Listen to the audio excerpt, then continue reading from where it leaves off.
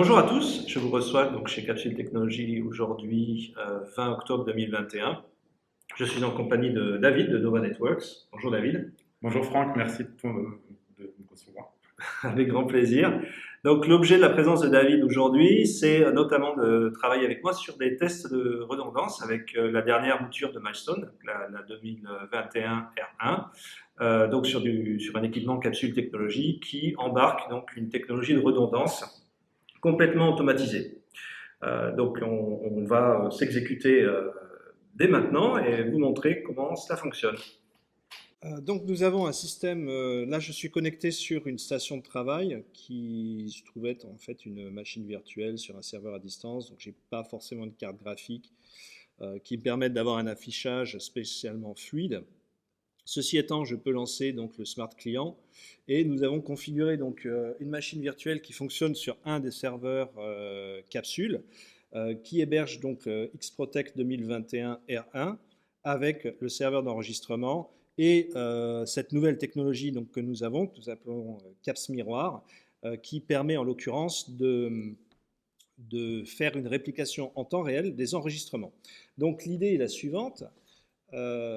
Quand nous avons donc deux serveurs, donc ce serveur ici en adresse IP 3250 qui est notre serveur principal.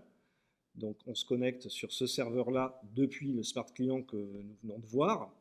Et une machine donc secondaire qui a exactement la même machine virtuelle non démarrée, hein, puisque nous sommes sur un principe actif-passif. En revanche, j'ai deux autres machines virtuelles que l'on appelle Caps Miroir, qui, elles, s'occupent du stockage et qui fournissent aux machines virtuelles d'enregistrement un stockage qui est donc mirroré, répliqué en temps réel entre les deux serveurs physiques. Je vais me connecter, David, sur l'interface d'administration du serveur principal, qui est donc ici, et je vais tout simplement cliquer sur le bouton Shutdown.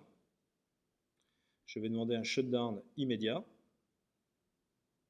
pas de délai. Voilà. Donc là, suivant le shutdown, j'ai perdu ma vidéo sur le Smart Client, ce qui est tout à fait logique, puisque j'ai un temps donc, de bascule entre les deux serveurs. Donc le serveur est down. Là, je regarde l'écran de David qui m'indique qu'effectivement, il n'y a plus d'image physiquement sur le serveur. Ici, donc, je n'ai plus de connexion. En revanche, si je me positionne sur le serveur secondaire, j'ai un délai donc, de à peu près 2 minutes pour que cette bascule soit effective. Donc je suis en temps réel les logs du système hein, qui me permettent à moi, en tant qu'employé capsule, de suivre exactement ce qui se passe. Donc l'AVM redémarre sur la machine secondaire qui est en 192, 168, 32, 63. Je peux suivre depuis la console ce qui se passe.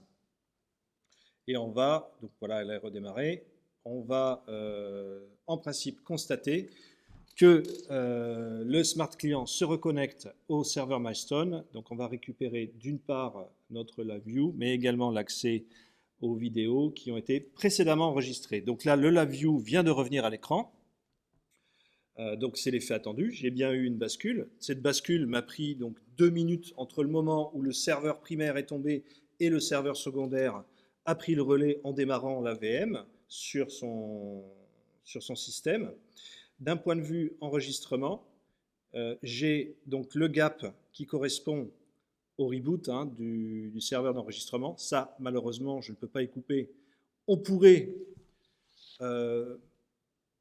limiter cet effet de gap tout simplement en mixant les technologies de capsule et de Milestone au niveau du failover sur des versions expert et corporate. Donc à partir de là, on n'aurait pas ce gap d'environ 2 minutes hein, qui correspond, donc on voit bien 2 minutes 25, 2h25 pardon, et 28, donc on a un peu moins de 3 minutes de gap sur l'enregistrement. En tout cas, sur une situation de failover, on récupère bien l'intégralité de nos enregistrements. Voilà. Depuis que le système est démarré. Bon, c'est un système que nous avons démarré ce matin, donc il n'y a pas énormément d'historique. Mais si on regarde donc la ligne de temps sur une période plus longue, tout est bien là. Donc maintenant, je vais demander à David, qui est à côté de moi, de redémarrer à distance le serveur. Et l'idée, c'est de récupérer la main depuis le serveur primaire, donc que la VM soit retransférée sur le serveur primaire. Et là, on aura un gap qui sera nettement plus petit, voire même inexistant, puisque le redémarrage se fera quasiment instantanément une fois que les données seront resynchronisées dans l'autre sens. On y va? C'est parti. Allez, power on. Donc le serveur est en 3250.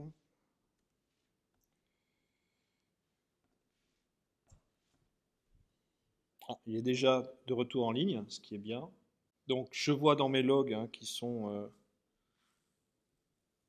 compréhensibles par moi que la synchronisation est en cours et désormais terminée. Donc le serveur va redémarrer sur une opération appelée de failback, c'est-à-dire un retour arrière. Donc on voit sur l'écran du Smart Client que ça se fige le temps du redémarrage de la machine virtuelle sur le serveur primaire. Donc là, on va en profiter pour revenir sur l'interface graphique, se reconnecter et constater que la VM Windows est désormais redémarrée. Donc si on revient sur... Ah, ben voilà, c'est revenu sur le Smart Client.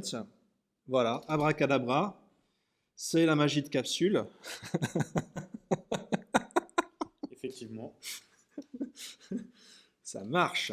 Pour être complètement transparent avec vous, si l'on regarde attentivement en termes de gap d'enregistrement, on a bien ce petit gap ici, donc entre 2h32 et 2h33, de l'ordre d'une minute, donc le temps de redémarrage de la VM sur le serveur principal.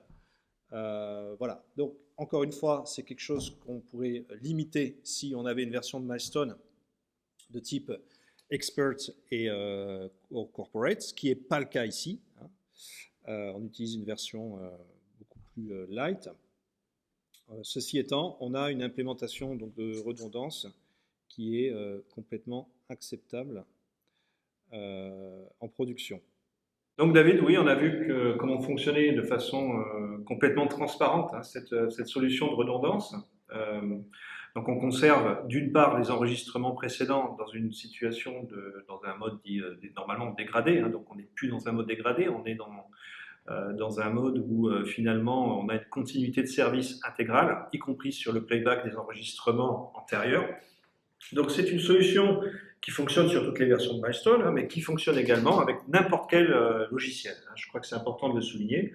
N'importe quel VMS ou n'importe quel logiciel fonctionnant dans une machine virtuelle capsule peut bénéficier donc des mêmes avantages, puisqu'il n'y a pas donc d'agent particulier installé sur les machines virtuelles. Simplement, tout se fait au niveau de CapsOS, donc la technologie que Capsule Technologies a développée. Donc CapsOS responsable à la fois de la gestion des machines virtuelles, mais du système de redondance et également donc de toute la partie automatisation sur ces effets de bascule avant et arrière. Eh bien, je vous remercie de nous avoir visionnés aujourd'hui. J'espère que ça a été profitable. Merci et à bientôt. À bientôt. Au revoir. Merci Franck.